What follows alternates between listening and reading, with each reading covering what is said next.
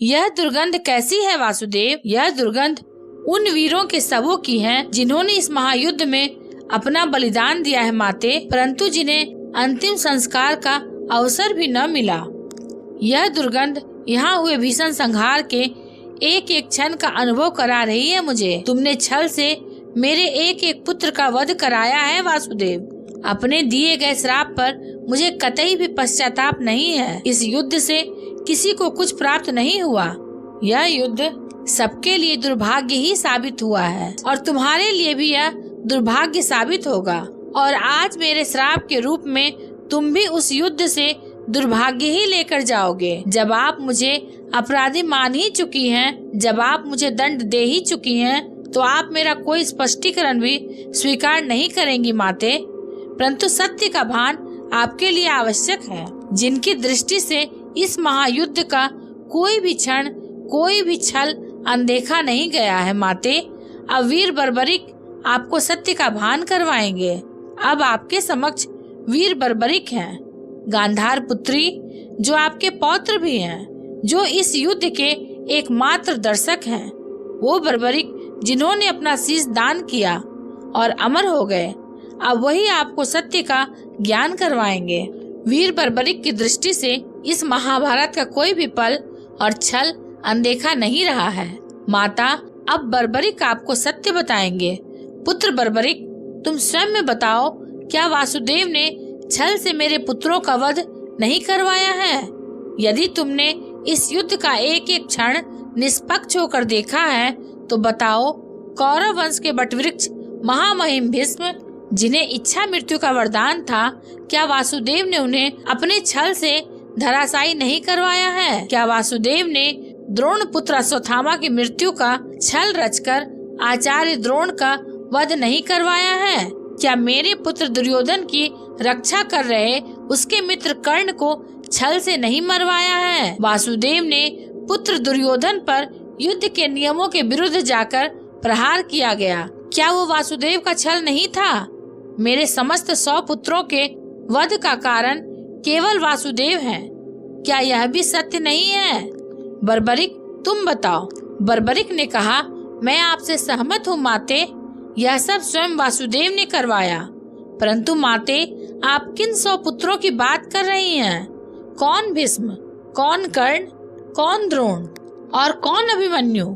सत्य तो यह है माते कि कुरुक्षेत्र में कोई था तो केवल एक पुरुष, वासुदेव कृष्ण। ना कोई भीष्म, ना कोई द्रोण और ना ही अंगराज कर्ण। जिस पर प्रहार हुए वह वासुदेव ही थे और जिसने प्रहार किए वह भी वासुदेव ही थे। उनके अतिरिक्त कुरुक्षेत्र में कोई और उपस्थित नहीं था। यह तुम क्या कह रहे हो बर्बरिक? इसका क्या अर्थ है?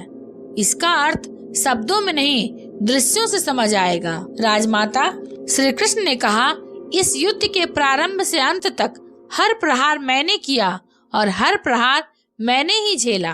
धर्म स्थापना के लिए धनुष, गदा, खड़ग यह सब मैंने ही उठाए और इन सारे अस्त्रों का हर एक प्रहार मैंने ही सहा। बाण चलाने वाला मैं ही था, पितामह, और उस बाण को अपने शरीर पर लेने वाला भी मैं ही था।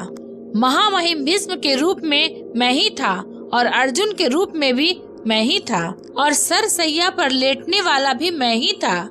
अभिमन्यु बनकर चक्रव्यूह मैंने ही तोड़ा और उस दिन मुझे घेर कर मारा गया वो मैं ही था।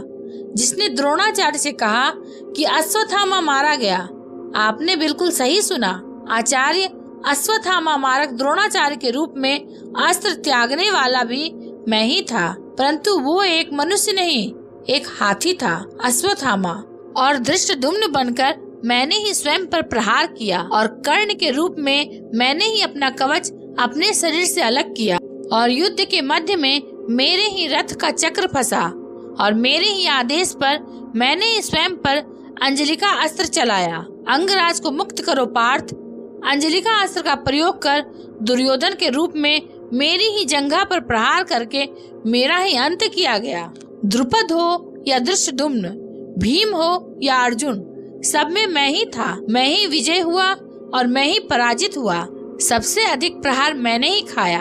18 दिनों के इस महासंहार हर बार मृत्यु मेरी ही हुई। गिरता था, जो घायल होकर रणभूमि में, वो मैं ही था। अश्वत्थामा के अंगों से रक्त पीप श्वेत बनकर मैं ही युग युगांतर तक भटकता हूँ। जीवन मैं ही हूँ तो मृत्यु भी मेरा ही होगा ना। श्राप तुम्हारा स्वीकार है माते, परंतु जब सब आपने किया तो यह माया क्यों मेरे वासुदेव? आप सब एक क्षण में ठीक कर सकते थे, गांधारी ने कहा।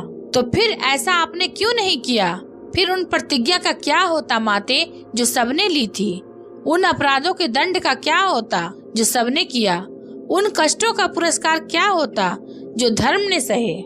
उस सीख का क्या होता, जो इस युद्ध में हुए हर मृत्यु से मानव जाति को मिला, और जो संसार में प्रलय आने तक उनका मार्गदर्शन करेगा? मुझे क्षमा कर दीजिए वासुदेव, मेरा श्राप वापस नहीं लिया जा सकता, परंतु क्षमा अवश्य मांगी जा सकती है वासुदेव।